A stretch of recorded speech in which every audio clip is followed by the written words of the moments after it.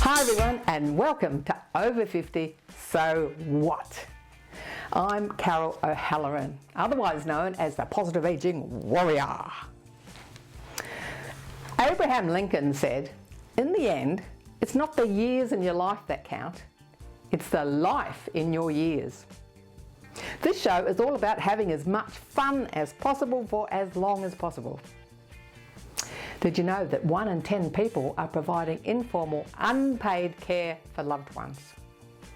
This could be you or someone you know. Support is available, and today we chat to Helen Johnson about her journey caring for her son for over 30 years. 5 minutes a day and you're on your way.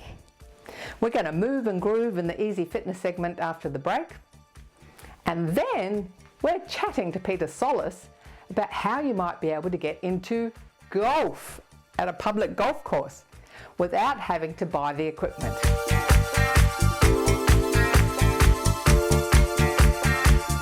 Today, we're speaking with Helen Johnson.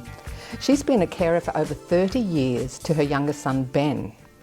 Ben was born with an extremely rare syndrome causing multiple and severe disabilities.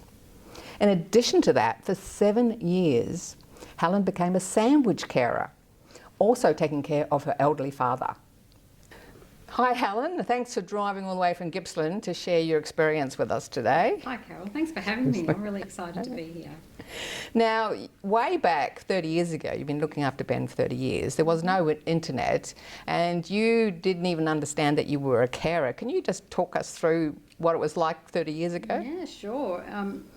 Well, when we were told there was something wrong with our son and he may not live, it was overwhelming, complex, and we just had to change our whole lifestyle and we had to work out, well, what are we going to do?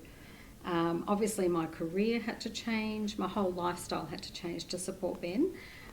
Ben had multiple surgeries, which was all in Melbourne, which is 180 kilometres from our family home, and my career had to be put on hold. And then someone mentioned to me that you are now a carer, and I said, no, I'm a mother. And but the system and the government recognised me as a carer, and then that's when the research started of what is a carer, what can I get, who do I see? So how did you find out about Carers Victoria? Well, it was just word of mouth back then because we didn't have that magical internet, so we couldn't just do a quick Google, but life's different now, thank goodness. But it was word of mouth. Basically, someone mentioned to me they had a child with a disability and they said, you really need to contact Carers Victoria. Can you talk us through your journey for the last 30 years and some of the things that you encountered looking after Ben? Wow, how long have you got? So Ben being born with a very rare syndrome, there was only 600 in the world at the time, and also with the diagnosis that he's probably not going to make it. So we were living on edge. I had a career in the banking and finance industry, which I survived that career for 40 odd years. But yeah, it was about making adjustments to our lifestyle. And being available at all times for both my children, because I have my eldest son who's now 33, Jaden, and then I have Ben who's now 30. And it was basically Ben's disability medical problems were the biggest challenge.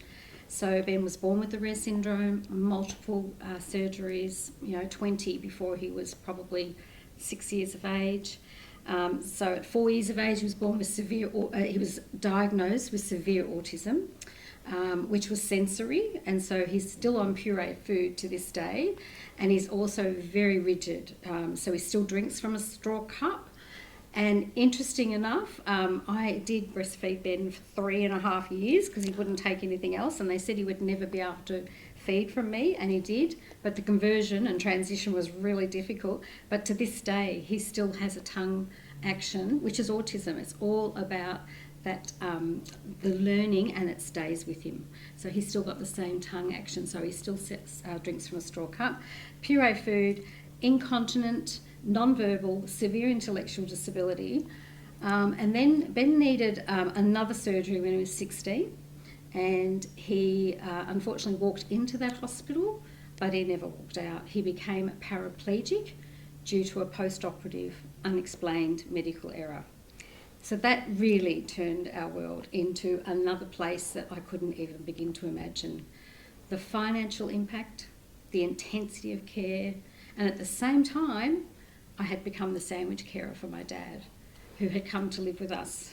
Now, specialists told us he was only going to live 12 months, but we have this really good knack of helping people live longer. And my dad lived for 7 years in our family home, and the last 2 years of that he was bedbound and totally incontinent on oxygen all the time. And it was full on. And at the same time, I had been in a Melbourne hospital for 6 months with his paraplegia, with the assumption he was not going to live. Wow, that's pretty intense. I mean, it's very unfortunate you've had to encounter that, and congratulations for putting in all that effort and giving your father an extra 6 years as well. Yeah, I know, that was a classic, that one. We wouldn't have had, we wouldn't have gone that direction. But he refused to go into a nursing home. We trialled a nursing home, but no, he just didn't like it. He wanted to come back and live with us, and he did. He returned home and kept on keeping on.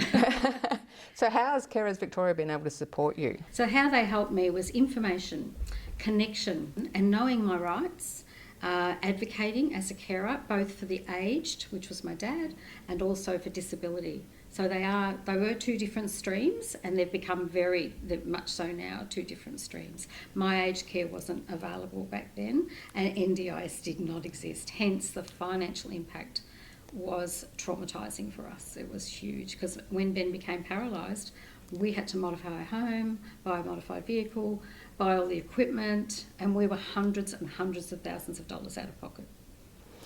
For those carers out there at the moment that might be feeling a bit overwhelmed or a bit burnt out, but at the same time they're feeling like they have to look after their family member, they feel guilty if they're not looking after them, what comment would you make? Firstly, seek out supports. Ring Carers Victoria, because Carers Victoria can help guide carers into whatever service that they would be eligible for, and or the person they care for would be eligible for. Don't go it alone. There is help and support out there. It is exhausting. It can be overwhelming. It's a huge navigation process, whether it be my aged care, NDIS, mental health. It is huge. It's a whole learning curve. But don't do it alone. I really encourage, I've learnt more by connecting with other carers. Others, they become my supportive other.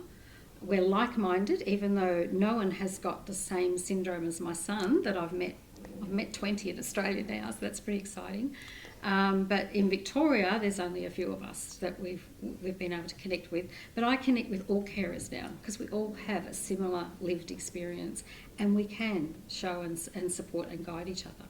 I think one of the biggest challenges is the carers are so overwhelmed with the day-to-day things they have to do, they can't even contemplate organising anything else or finding out more information or putting in the extra effort.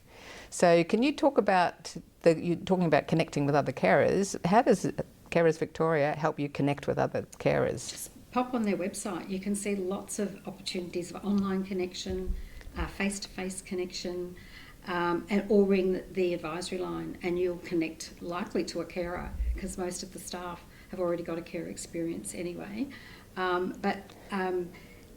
Connecting with carers helps unpack I feel as a carer, helps unpack your world, and it helps guide you. And I say to all carers out there, take a breath, be kind to yourself, and then whenever you have that moment of energy, go for it.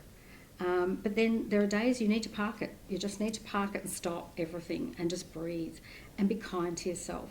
And that's only something that I've probably learnt in the last 10 years. So I've gone 20 years of full bore, trying to do everything, not even thinking about myself.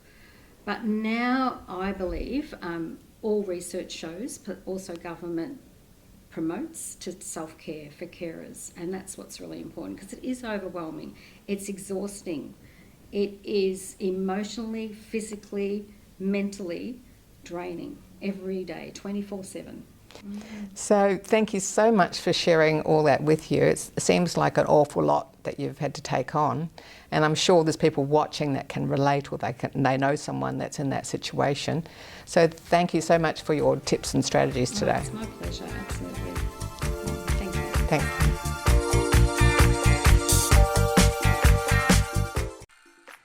Thanks for watching our TV show. Be sure to hit subscribe and then you'll never miss an episode. Jump on Facebook, join our group, get in on the fun, fitness, wellness and inspiration. I'm Carol, over 50, so what?